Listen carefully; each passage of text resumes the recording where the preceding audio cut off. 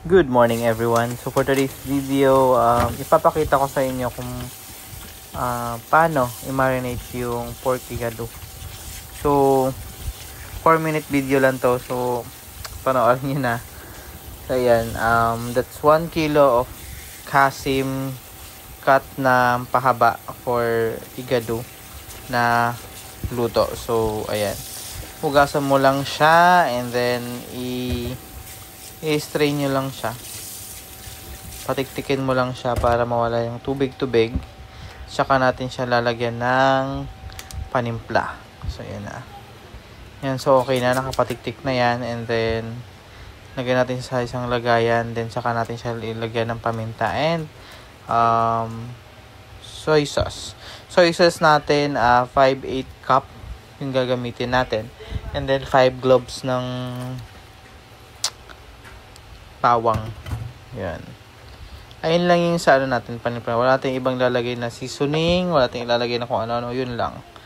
Okay, so ayan. So mga nanonood ng mga previous video ko and nagre-react kasi maraming seasoning. Ayan, walang seasoning yung ano na yan. So, yun yung gawin nyo. Sorry. So ayan, lagyan natin ng bawang and then ng pepper. Some pepper here. Then, tsaka tayo mag-a-add ng 5/8 cup. So, yung 5/8 cup, isang 1/2 cup ng na size and then isang 1/8 cup. So, total of 5/8 cup.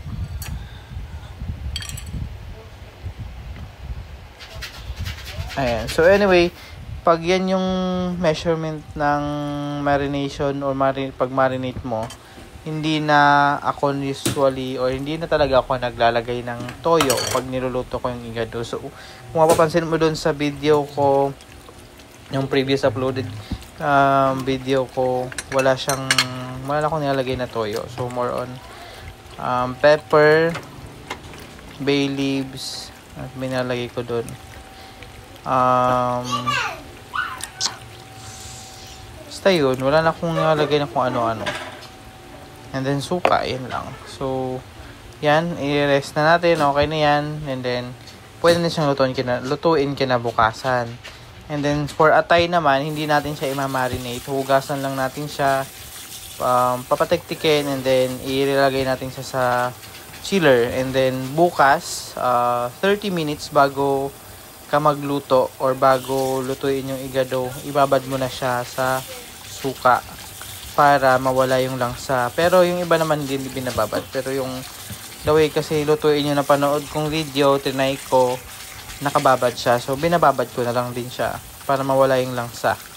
And then, pag nilagay mo na dun siya sa igado na nakaluto na, 7 minutes na yung cooking time ng atay. So, pwede na siyang hanguin. So, last part na siya ihahango.